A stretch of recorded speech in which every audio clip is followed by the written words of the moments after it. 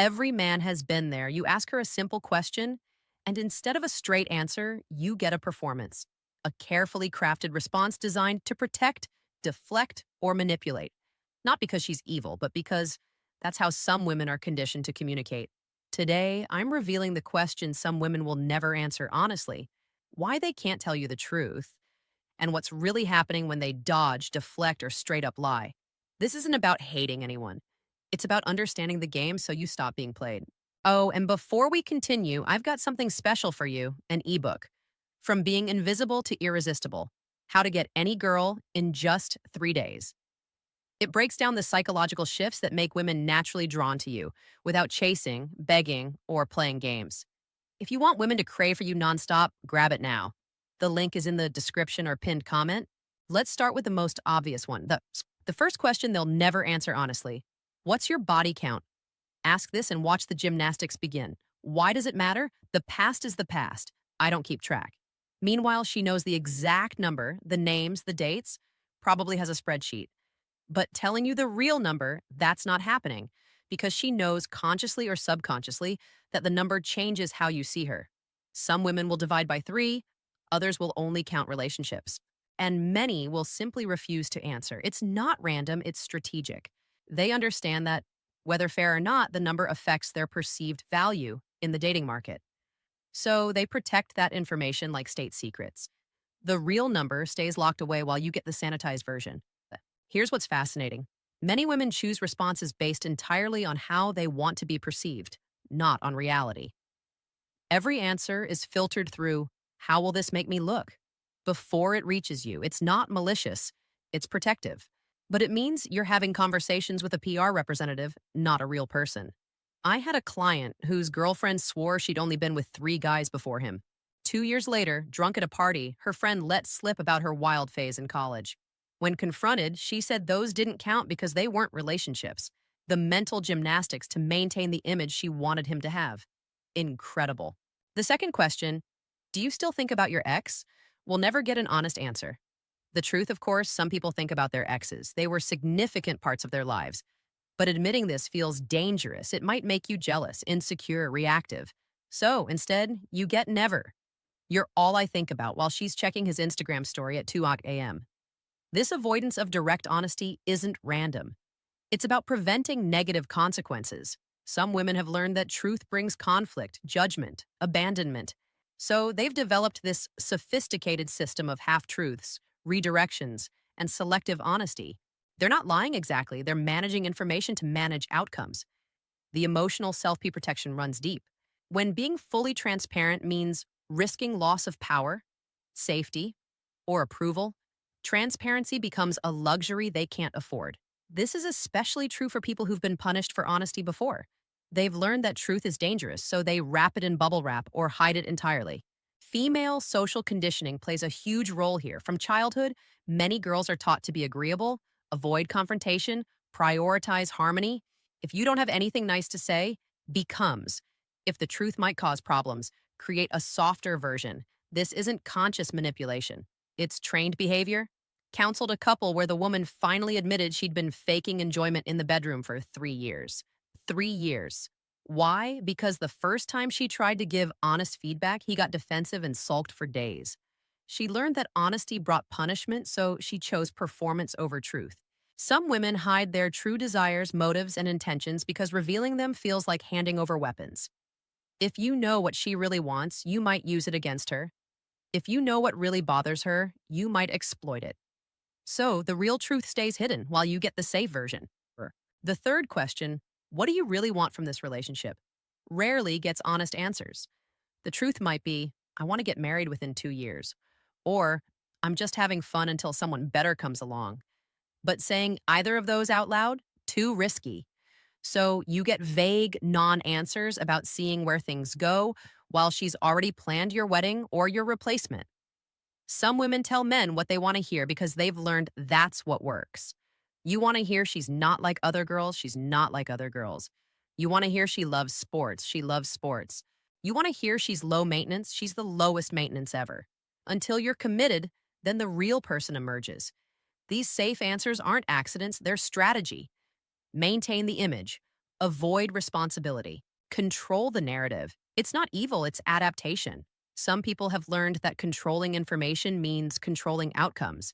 And in a world where they often have less physical power, information becomes their strength. The question, are you attracted to anyone else? We'll never get the truth, the reality. Attraction doesn't stop when relationships start. People notice other attractive humans, but admitting this, suicide mission.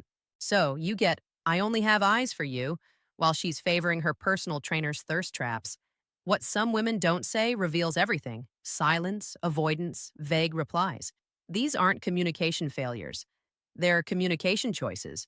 When she changes the subject, attacks you for asking, or suddenly needs to use the bathroom, you've hit something real. The deflection is the answer.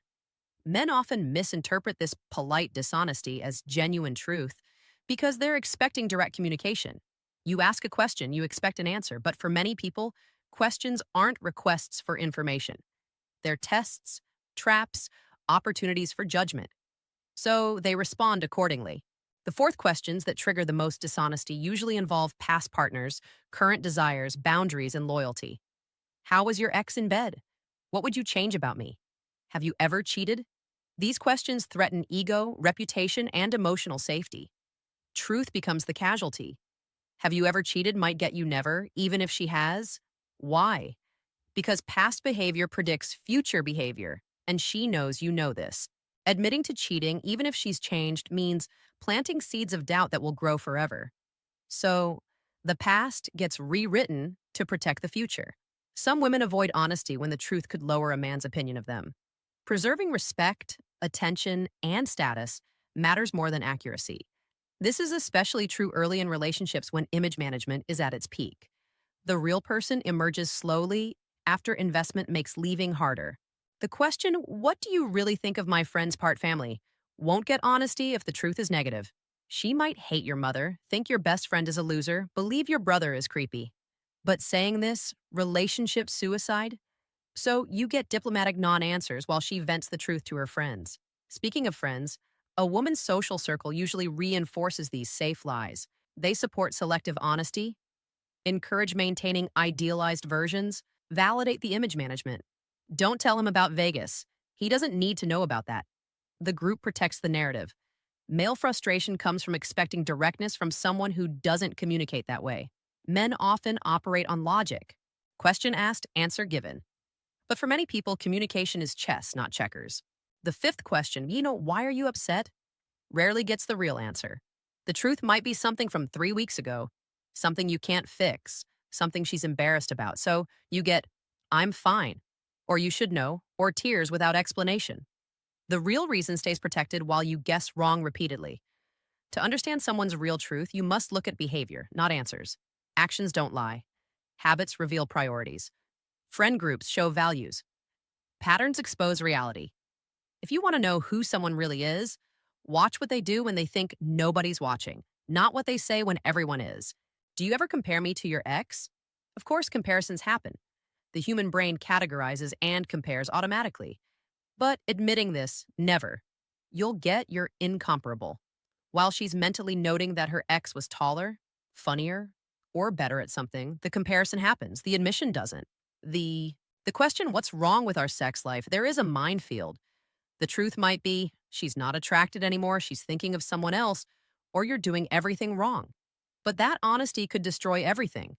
So you get vague complaints about being tired or stressed while the real issue fears. Some people have learned to use strategic dishonesty as protection. They've been burned by honesty before. Someone used their truth against them, punished them for transparency, weaponized their vulnerability. So now truth is rationed, controlled, filtered through past pain. Are you happy? Might seem simple, but it rarely gets honest answers. The truth might be she's miserable but scared to leave, content, but not thrilled, or planning her exit. But saying any of this makes it real, creates obligation to act. So you get, of course, while she dies inside or plots her escape. The body language tells you everything words won't.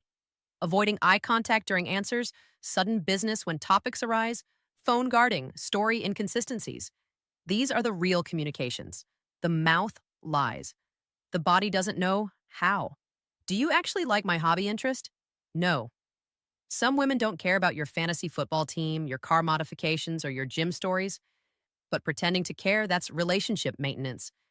So they perform interest while mentally planning grocery lists during your passionate explanations. The sixth question, have you been talking to other guys? Gets deflection even when innocent. Because talking has levels, and admitting to any level opens interrogation. That work colleague who texts just friendly. That ex who reached out, didn't respond, she did. That DM from a stranger, didn't even see it, she did. Financial questions never get full honesty. How much did that cost? How much debt do you have? And what's your spending really like? Money is power, and revealing financial truth means revealing vulnerability. So numbers get fudged, debts get hidden, spending gets minimized. The emotional intelligence some women have is used for narrative control, not transparency. They know exactly what to say to get desired outcomes. They understand which truths serve them and which don't. This isn't stupidity or evil. It's sophisticated social navigation. Would you leave if I lost my job, got sick, gained weight? The honest answer might be, depends on the circumstances, but that sounds conditional, transactional. So you get never, I love you for you. While secretly everyone has limits, conditions, breaking points they won't admit. The social media question, who's that guy commenting on your photos, triggers immediate defensive dishonesty. Even if it's completely innocent, the interrogation feels invasive. So backstories get simplified, connections get minimized, interactions get downplayed. Some women will never honestly answer what would make you leave, because revealing their deal breakers gives you a roadmap to avoid them or fake compliance. The real boundaries stay hidden while you get generic answers about cheating or abuse, obvious things that reveal nothing real. The appearance questions are impossible. Do I look fat? Is she prettier than me? Do you notice I'm aging? There's no good answer, so honesty isn't even considered. The question isn't seeking information. It's seeking reassurance. Truth is irrelevant. What did you and your friends talk about? Gets edited versions. Always the real conversation about relationships, sex, complaints, comparisons that stays in the vault. You get sanitized summaries while the real discussions would shock you. Past relationship details remain permanently obscured. Why did you really break up? What was he like? Do you miss anything about him? The full truth includes things that would threaten current relationships. So you get partial truths, selective memory, revised history. The seventh question, do you think about other people during sex? Come on, everyone's mind wanders. Sometimes fantasy happens. But admitting this, relationship explosion, so you get offended denial while the mental roller deck spins freely. Some women perfect the art of technical truth while actual lying. I didn't sleep with him, just everything but. I wasn't flirting, just being friendly. I didn't lie, just admitted crucial details. The letter of truth while violating its spirit completely. Are you still in love with me? Might be the ultimate impossible question. Love evolves, changes, and flows. Sometimes it's strong, sometimes it's habit, sometimes it's gone, but the life built together remains. But nuanced truth too dangerous. So you get, of course, regardless of reality. The fertility and baby questions get strategic answers. Do you want kids? Might get someday when she means never, or definitely when she means desperately and immediately. The real timeline, the real desire, the real plan, these stay hidden until tactical advantage appears. Sexual history details vanish into selective memory. Have you ever done specific act gets answers based on current image management, not past reality? Things done with others might never happen, while things she wants might suddenly have always been fantasies.